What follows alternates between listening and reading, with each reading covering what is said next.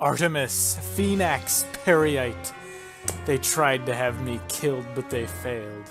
So here I stand, 3 years later, to finish what I started.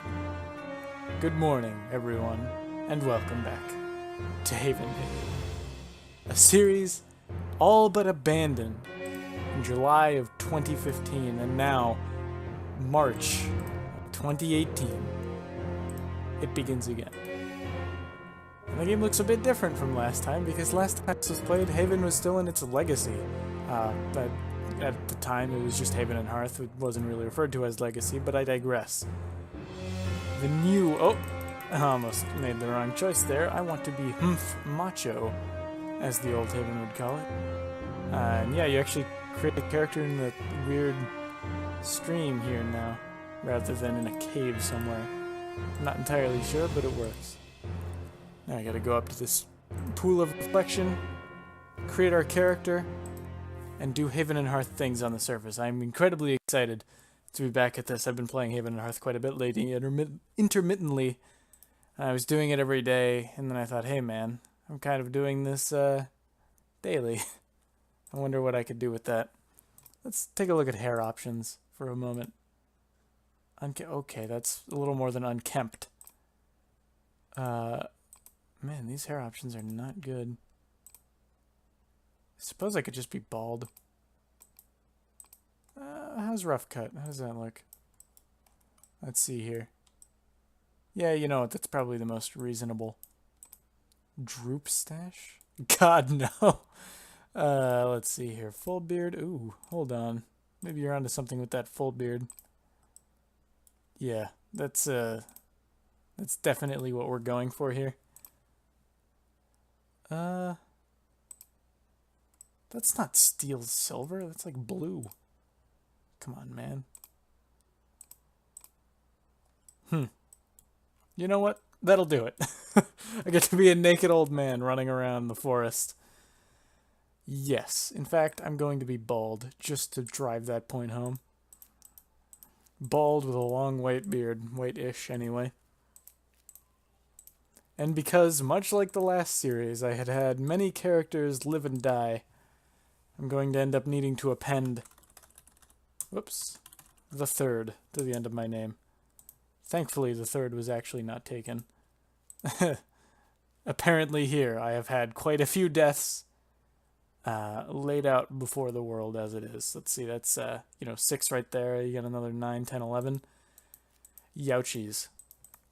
We will simply burn into the fire, however. I don't plan on starting near my previous characters. Oh, Jesus, that's loud.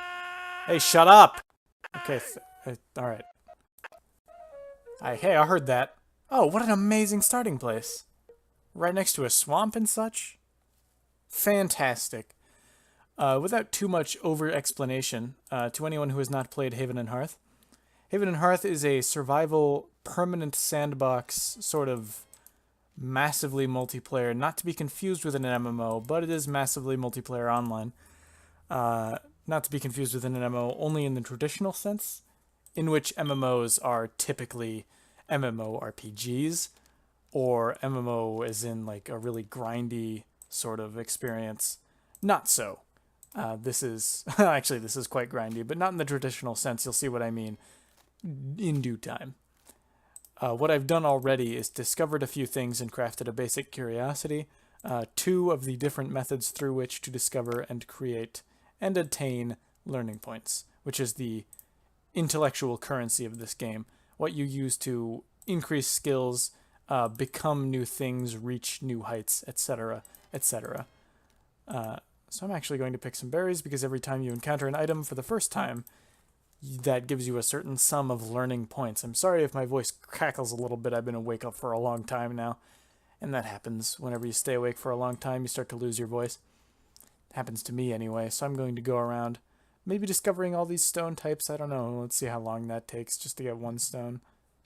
I think it's worth it. I think it's definitely worth it, because all of these learning points being cataloged in my study report here. I'm up to 600 already. Quite good. 1 more. And then I'm going to go pick those juniper berries. Periphery, there we are. Juniper berries. I think you can actually make... No, I'm thinking of Skyrim here. You can't make mead with juniper berries mixed in. Played quite a bit of Skyrim before this, even. So, let's make a basic stone hatchet for ourselves. And beyond that, let's go into our character menu and spend some of these learning points we've so aptly acquired so far. We're going to need foraging, and hunting, and lumberjacking, and carpentry, and stoneworking. Nah. Let's just stick with this. And also, another thing you do with learning points is increase your skills. So I'm going to increase my survival to 2, so that my hard cap on survival hard capped things has gone from 1 to 2. And with hunting, or maybe foraging, I don't know which, doesn't matter, I can now pick up these rats. Probably not even a good idea to do quite yet, considering the quality on them is going to be so low, but I don't care. Because I just want to get them because they're here. Now, you'll notice I'm already filling up my entire inventory with rats and such, but most of this can be dropped because it's pretty much garbage. So I'm not going to concern myself about that. Yeah, with that all on the ground, I have a much freer inventory, and this can be equipped. So that's fine. God, I'm creepy. Look at that face. I don't know which of the two, Jorb or Loftar, makes all the imagery. I never really looked into that. But, that just means I don't know who's to blame for this situation up here. Anyway, the beginning of the game in Haven and Hearth is quite simple. I've done all of these things so far. The idea is to ascertain a lot of learning points, and that's pretty much in the very, very early game, like just created your character, what you saw me do here, which is walk up to trees, pick up new things, go up to new stones, break them. And is this not my Hearthfire? Because that looks like it's not logged in right now. But that's super my Hearthfire, right? Uh-oh. Are we experiencing a boog? Or is that not my Hearthfire? Well, we'll find out in due time. Look at all those frogs! Okay. Well, anyway, that's what I'm going to do. I'm going to walk up to trees and I'll have it sped up so you can see it, but you don't have to watch it in real time.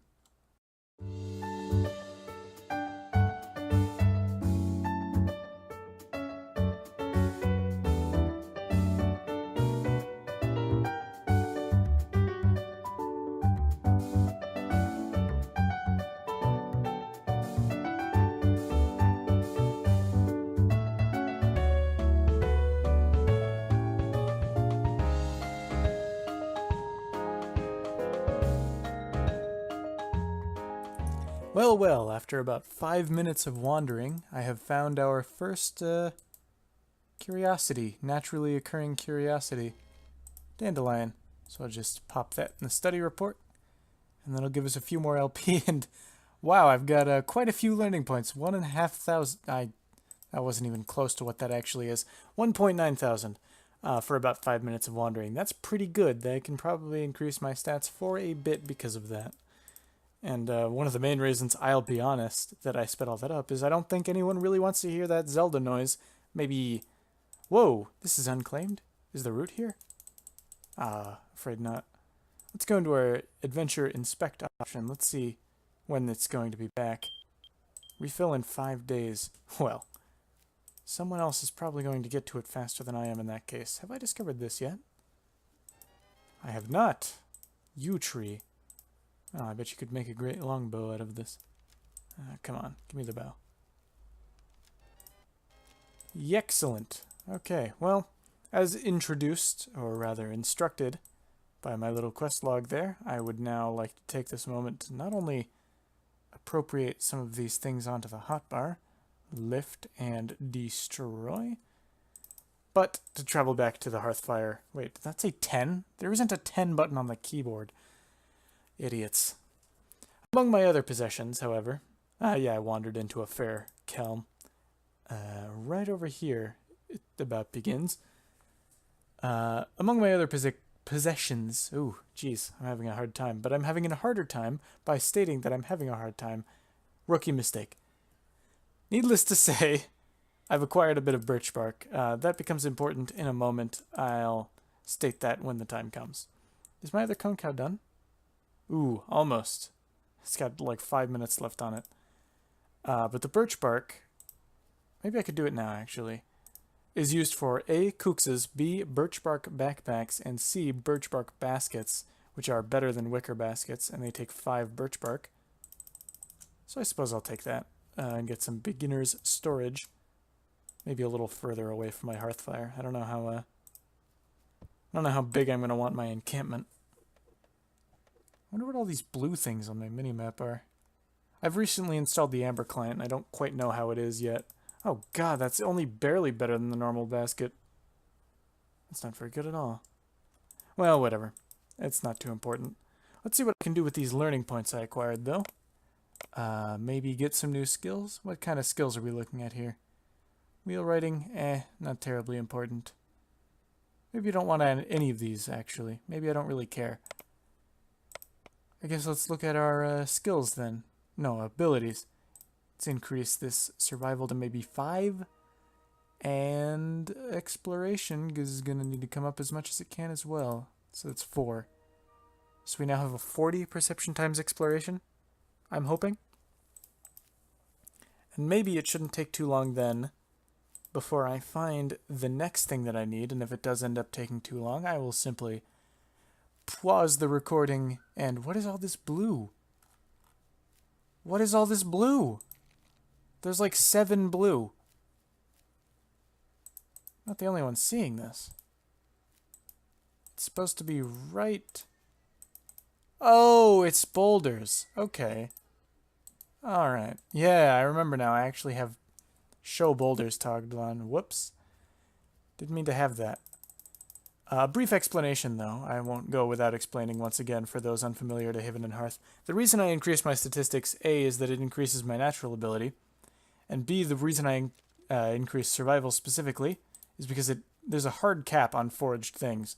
You'll notice this dandelion is quality 5. That is because I harvested it with my survival of 5. It has a natural quality, but that quality gets cut off at a maximum of my survival skill, as does this spindly taproot. And as would this rabbit, but I wouldn't dare chase it because there's no way I'm fast enough to chase it down. And yes, increasing my exploration has indeed paid off, because my exploration is high enough to spot these blueberries on the forest floor. And I wouldn't worry about that elk too much, or I think that's a red deer. They are non-aggressive. Yeah, so, spindly taproot discovered, and that is a momentous occasion. Whoops, actually that's blueberries. The momentous occasion has already occurred. Because spindly taproot is in a genre, or a category of items called string material.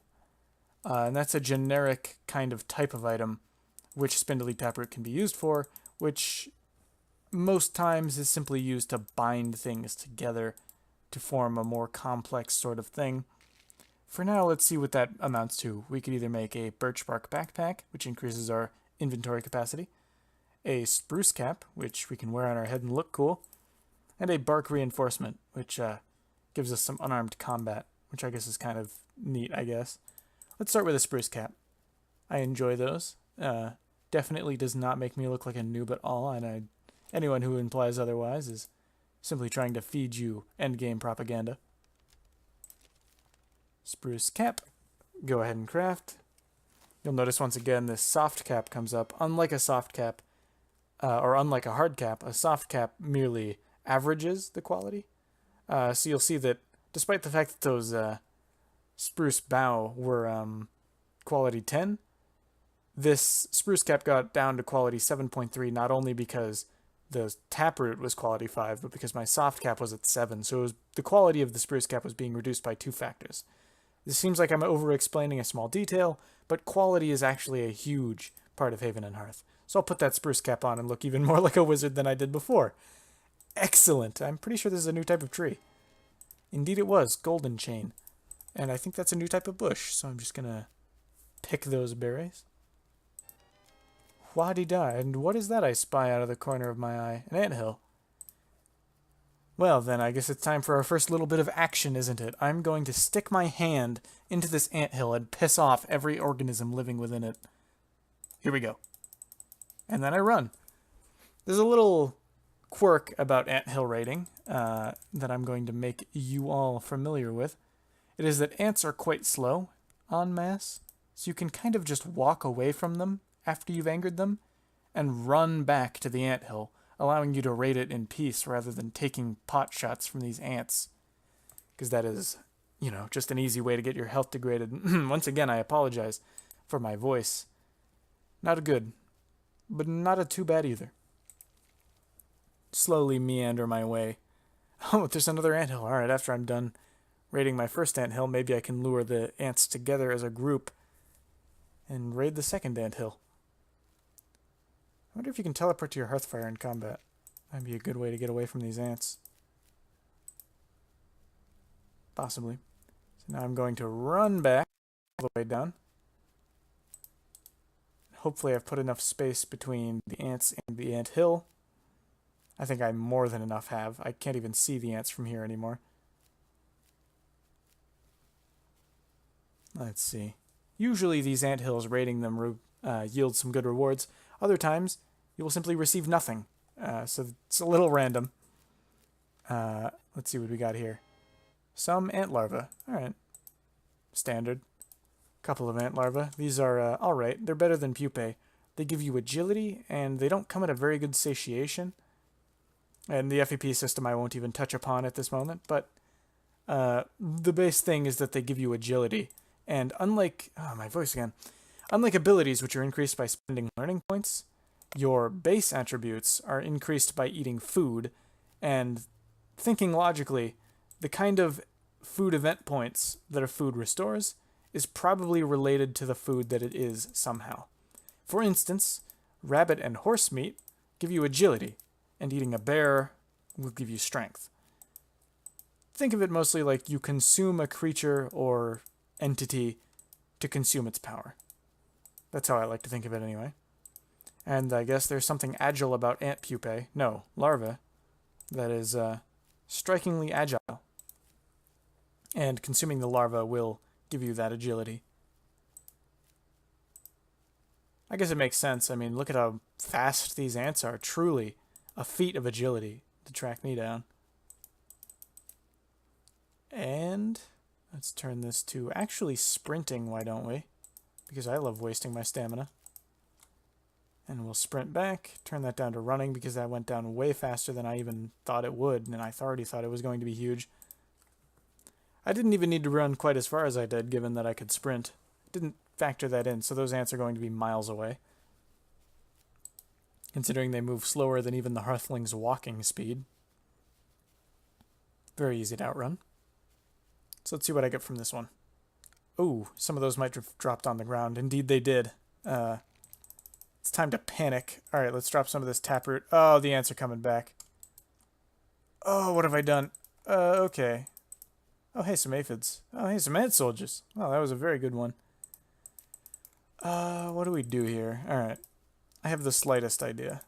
I'm going to open my study report in the middle of battle and start studying some ant soldiers. And that frees up one of our spaces. Oh, I see our cone cow is actually also finished, so we'll toss in our spare cone cow. And that should resolve that. Let's start grabbing these taproot off the ground. And then... oh, wait. Did something wrong? Did I do something wrong?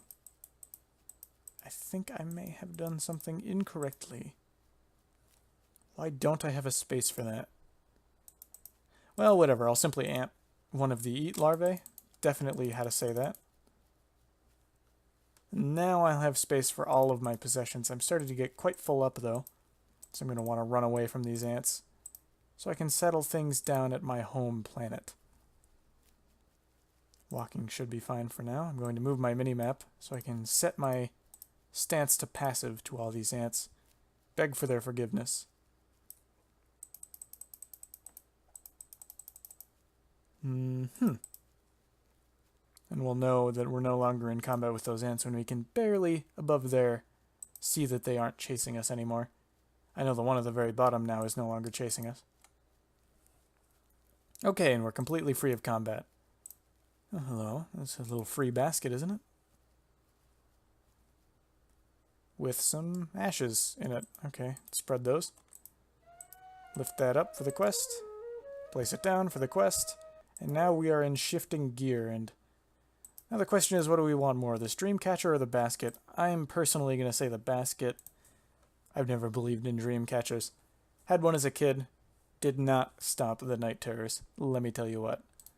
Let's place this basket down, say right there next to the birch bark one. So let's see what our storage situation is looking like now. It looks like rats and larvae are going to go in this one. What a disgusting basket to reach into that would be. Between live rats and ant larvae. Fantastic. Getting a good mental image on that? Because I certainly am. This has blueberries, aphids, dandelions, things of that nature in there. And I wonder if I can't quickly wander out into the forest down here for some birch bark to construct our absolutely lovely clothes and equipment, packs and sacks, one of these. I'm going to need just a touch more. Just a touch. Oh, stop dead in my tracks. You see that? That right there. It doesn't look like much on the mini-map, but that is one of the first hostile entities I've encountered, known as an... What the hell? That kind of jump scared me a little bit. What was that noise? Oh, it's that bear over there.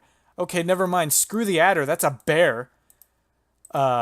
The most dangerous, outside of other hearthlings, creature that you can encounter as a low-level character. They wander the forests. Actually, you know what? Maybe lynxes are the most dangerous. But I'm not going to undermine the bear. They will kill you. So I'm going to actually wander away from that. I'm going to wander in the direction of the forest, perhaps. Because bears are scary. I don't like them at all. I want to see how long I can go without, you know, completely destroying my HP. Oh, is this birch? I said birch. Is this birch good? Or is we looking for other ones? I think we is looking for other ones. Moment of silence as I fail to think of what to say while simply looking for birch trees. Yeah, you see quite a few of these I've already stripped of their bark on my quest for bark and various other unidentifiable forest materials. I wonder if I wandered in this direction, or if I'm going to need to stop the recording if I don't find a tree in like 5 seconds. Oh, cave. Neat. I do enjoy caves, because they have the chance of giving you ore without needing to build a mine shaft, which, if you can build a mine shaft, you have undoubtedly already found ore anyway. Starting to piss me off, these trees. You know what? What I could do is I could go into map settings, and they just failed to show up today. Alright, I'll check again tomorrow, guys. I could have sworn there was like 10 birch trees here. The last time I was here, and then nothing. They're not here left. They actually uproot... Oh! There we are. There's the birch tree I know and love. Sometimes, this is how Haven and Hearth is, you know? Birch trees, they leave you forever. Oh, God, for God's sakes, that one doesn't have any bark left. Okay, you know what? Maybe we had the right idea going this way. That tree had bark, so theoretically a tree in this direction would have bark too. Theoretically anyway, but there actually isn't a single tree in this direction. Okay, never mind, there is a single tree. But this is a grassland, so trees are sparse. They are far and few between here. And once again, we're entering Akihabara, which gives us the amazing benefit of +2 farming. That is possibly the worst fair realm I've ever seen. No, not even possibly. That is undoubtedly the worst fair realm I have ever seen. It gives a single benefit to stats, and it's +2 farming. Normally you go in here and it's something crazy, like +30 intelligence or something, like +40 strength. No, just the meager +2 farming. Well, here we are. I've finally found another birch tree after all this time. So let's go ahead and finally construct this pack and sack. And we'll immediately equip it because it's huge in the inventory. Waste of space until it's on my back, and then it gives me more space. Another column of inventory space, and there's some blueberries on the ground. Ooh, in fact, there's a bit of a squirrel on the ground there. I wonder if it... Oh, yeah, look at this! Look at this right here. As soon as I walk for like 5 minutes to find a birch tree, there is not one. There is not an additional birch tree. There's 1, 2, 3, 4, 5, 6 birch trees right there. If that doesn't just make you hate my life. Not yours, but mine. I don't know what will. It's like the game taunts you. The important thing that I've done, though, is that I've collected a dead squirrel. It was alive when I found it, but with the hunting skill, I've chased it down and turned it into a dead squirrel, which I can flay, getting the skin off of its back and the tail off of its hind end, and then clean it, and then butcher it, and I now have a piece of bone material, which is good, because I can use that not only in other later end recipes, but a more primitive recipe would be a bone saw, used in carpentry. I almost wonder how much of this birk bark I have left. 2. Well, 3, but even numbers of birch bark are usually all you end up doing anyway.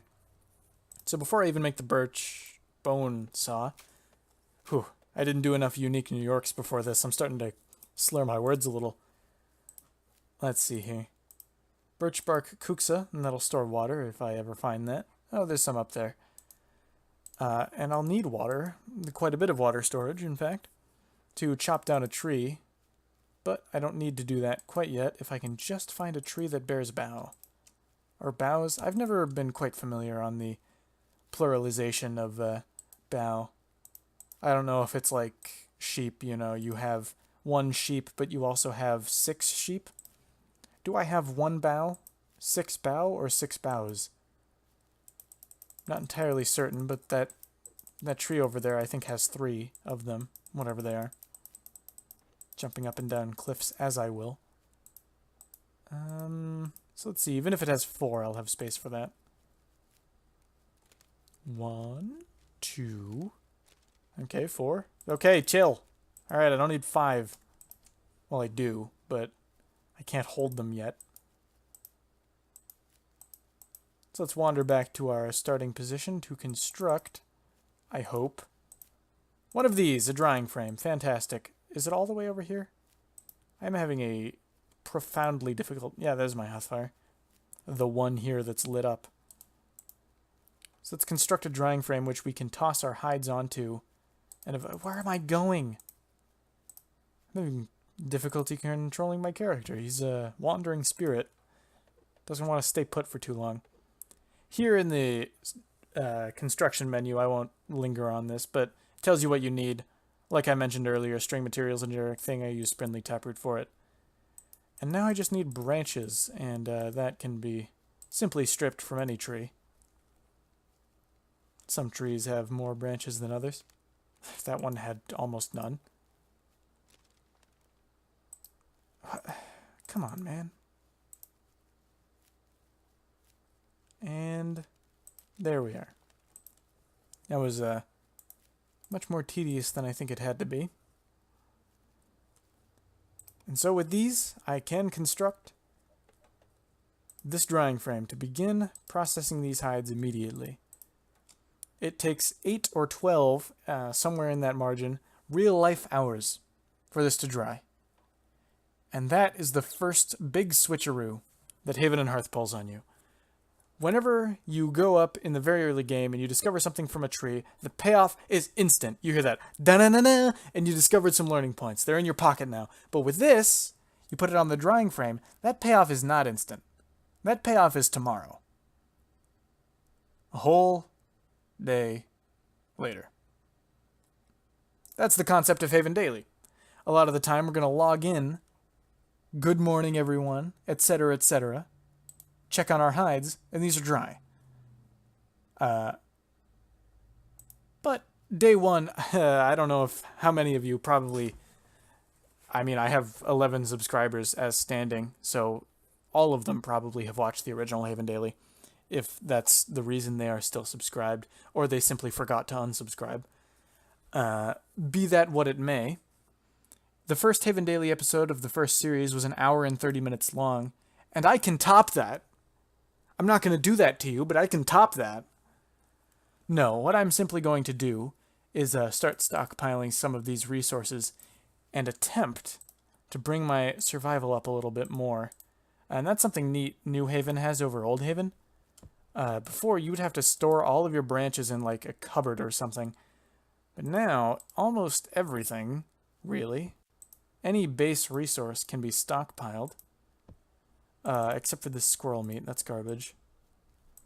And these blueberries can't be stockpiled, and neither can the taproot. So, a lot of things, not really everything, but quite a few resources can be stockpiled. And am I finished with that dandelion? No.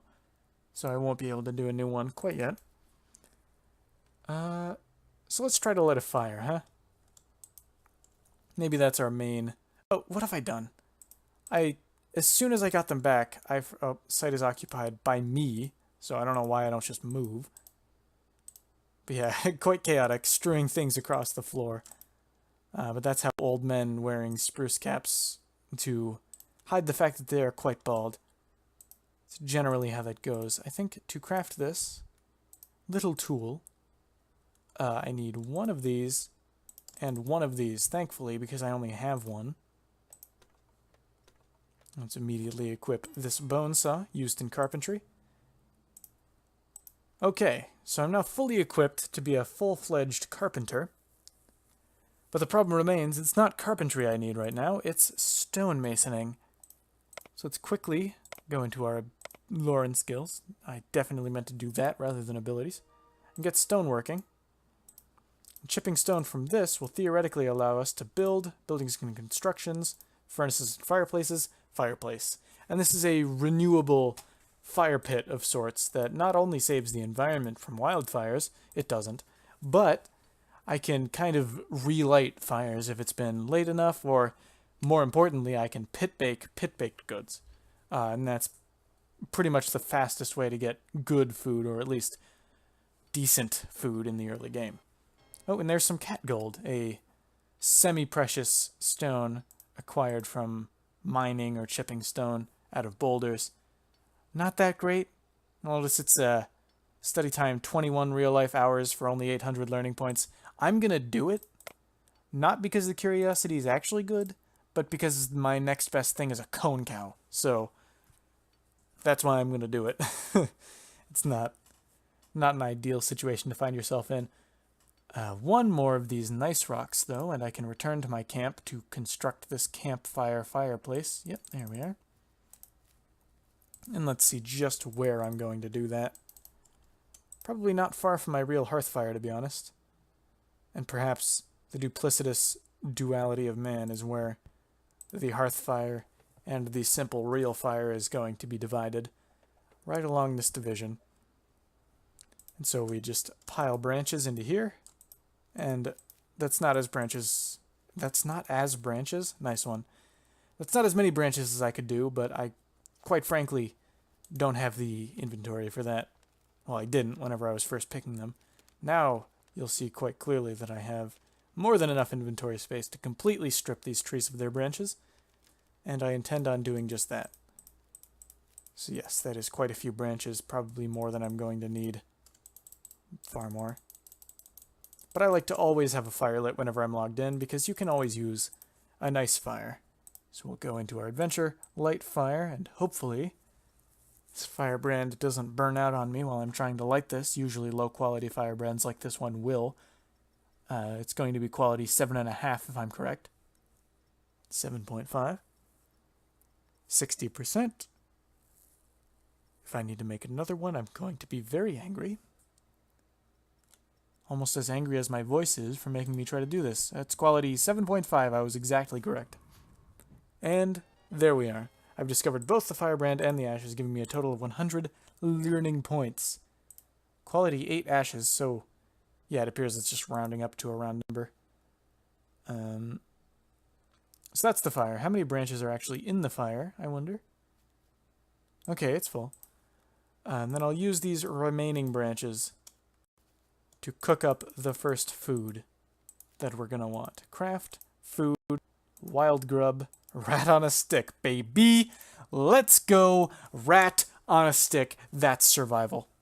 That's how we survive in the wild.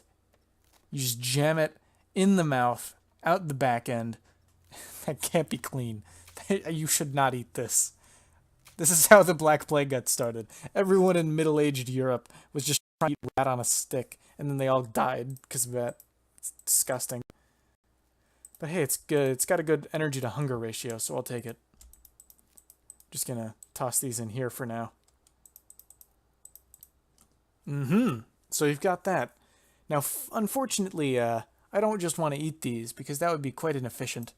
What I'm going to want to do is, of course, make a table with some silverware, because I'm not some kind of forest-dwelling land peasant. No, I need to set up a table to eat. And that's why I made this bone saw, because it takes boards. So what I'm going to think about doing right here is I'm going to fell this tree, this mighty pine. And I'm not going to do that in real time, because if you'll notice, this is what it looks like in real time.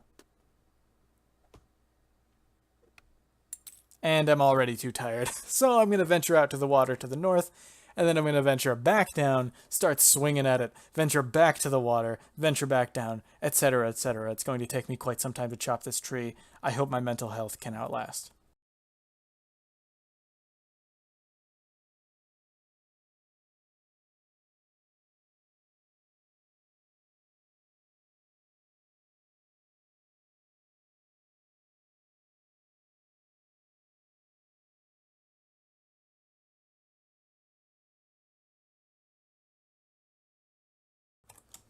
So any swing now, this tree should fall to my mighty axe.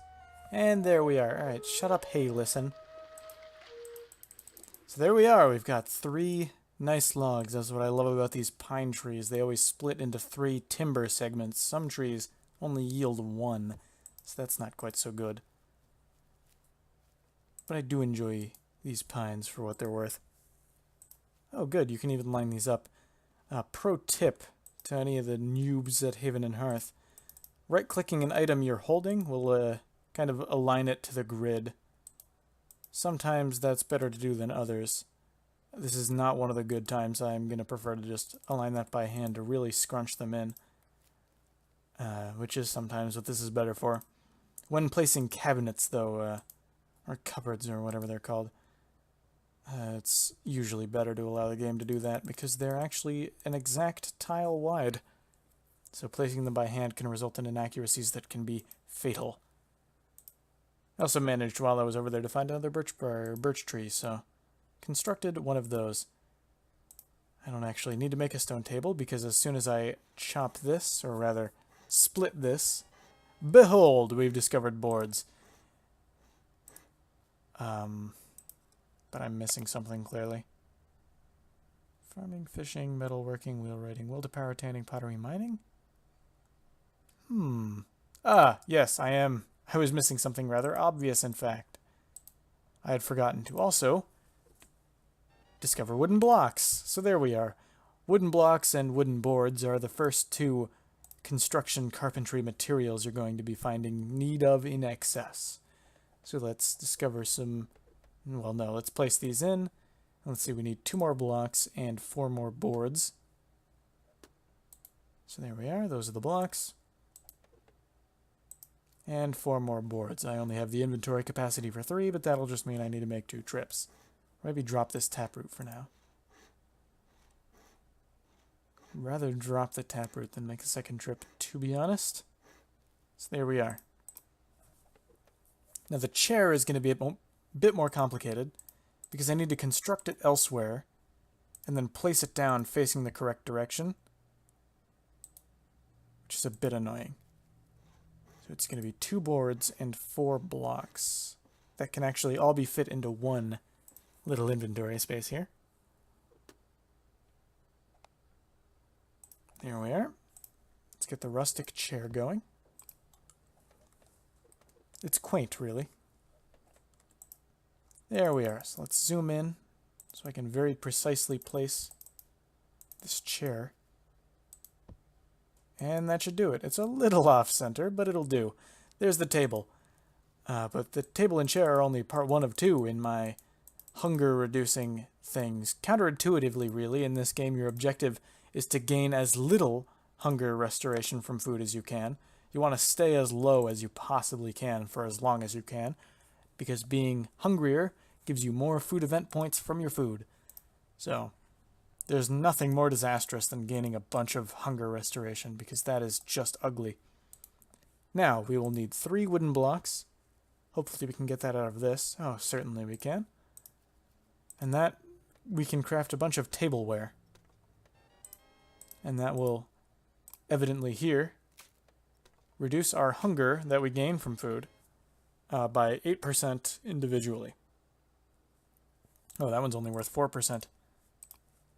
Well then, excuse me, princess. In fact, I think these wooden goblets, these wooden cups, can actually store water, if I'm not mistaken. 0.40. Now, is it more than a kuksa? Oh, it actually is. These hold 0.60, so these are good to have around. Very well. I will note that, but this one's going to go on the table. Because that's where it needs to be going for now. Maybe it reduces more hunger full of water. Maybe it reduces less. Let's empty it of water and see. No, it's always 2.4%. Alright. I'll just take the water out of it for now then. And now the food that I had placed into this birch bark can be moved onto the table, because that's where it's ultimately going to belong. And I've noticed I've actually placed these a little weird, so maybe let's try to... Nope. Okay, and then the fork and knife go to the left, and then the cup goes to the right. And then, you see, a little table setting tip is the number of letters determines where it goes. You see F-O-R-K-L-E-F-T, K-N-I-F-E, R-I-G-H-T. So, you put the fork on the right. I already messed that up. You put the fork on the left, knife and spoon on the right. I learned that in culinary class. First year. First day, really. That's some day one knowledge. We can also pit bake some goods, but best thing I'm going to nut bake here is squirrel. So I don't quite want to do that yet. It's also why I like to have a fire going immediately when I log in, because by the time I'm going to use it, you see the heat meter right here is still at 0, despite how long ago I lit it. So by the time you're going to pit bake things, it's already going to be hot if you light it immediately when you log in. Now, with all the discovery I've just done, I probably have quite a few more learning points. There we are. So I'm going to want to increase my survival up to 8. And in fact, my cooking even a little bit, up to 2, because food is so important in this game. You gotta have your cooking up. So let's see, I've forgotten what I put in here. Ah yes, blueberries, of course. I'll move these along with the aphids over to the table, so I have quite a bit of storage capacity now, with all of this being on the table. These wild foods. Let's move our taproots and ashes into there. Now my next move here is going to be right over here, actually. It's this frog. What have you done wandering so far out of the swamp? Get into the pocket. Yoinkity-doo-dah. Now what I'm going to do with these frogs is go into my food, wild grub, grilled frog's legs. These are an incredible food for the early game. Not only are their satiations very low, but they give you an important stat in agility. So, I'm going to close this for now, and I'm just going to wander down into the swamp and try to grab as many frogs as I can, avoiding that adder and bear I saw earlier, because those are not fun people to hang around with. So let's just grab all these frogs. I don't feel the need to speed this up. I'm probably not going to be wandering around the swamp for too long. You know what? I'll do it. I'll speed this up.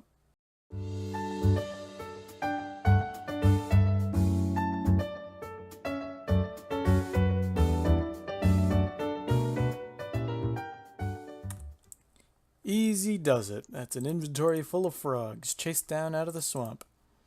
I had to actually open my equipment here because leeches, while you're in the swamp, will occasionally try to attach themselves to your body and taste on some of that blood.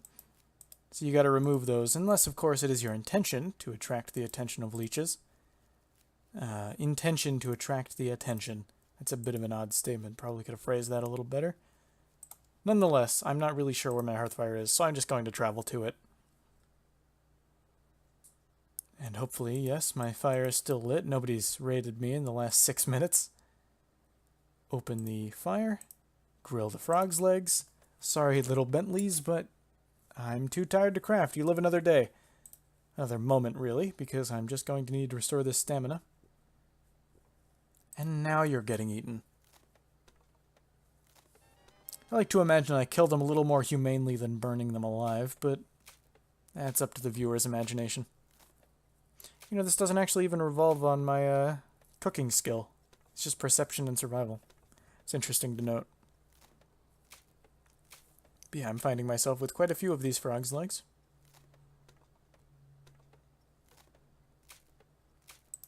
Yeah, let's see, an inventory of that is quite good. So let's toss these in here. Now this table is filling up rather nicely, don't you think? So I'm going to sit down, open up my character sheet to the base attributes level, and you see I already have a few points in agility because of these ant larvae that I ate earlier. So let's feast on some frog's legs. Already gained a point of agility. And perception. Another perception. Another agility. Another agility. Another agility, and yet another point of agility, and one last point of agility, bringing our total up to 16. Now, I've got to be careful not to increase my agility much further before I increase my other stats, because my total FEPs required now is raised to 16, your highest statistic, and mine is 16, quite a bit higher than the others. So I'm going to want to feast on something that gives me strength or intelligence before I raise this too high, and it becomes too difficult to raise something that's already 10. Or only 10. That's just a piece of advice to follow. And of course, one thing to always be wary of is your food satiations. Important to be careful of that. The reason I'm chowing down so much, though, is to raise my energy to 8,000% for this quest to get it out of the way. So I'm going to eat a rat on a stick, and that increases my energy to over 8,000%, the required level to heal soft H points and some wounds. So yes, now I'm at that level. I'm will and psyche, pretty much fodder points really, unless you're going for niche crafting recipes or your character that you're designing is a crafter by nature. But given that I'm a solo character, a little hermit, I'm probably going to be a jack of all trades, so maybe I could make use of those points in the future. The only quest now in my quest log is visit Anagrim. I'm not going to worry about him quite yet. I don't really care about talking to trees. I haven't reached that point. The point that I have reached, however, is the end of the episode. This is a very exciting moment. The turn of the age. Haven Daily returning. Very nice. But as much as I must fight the desire to play this off camera, I will see you tomorrow. Good night.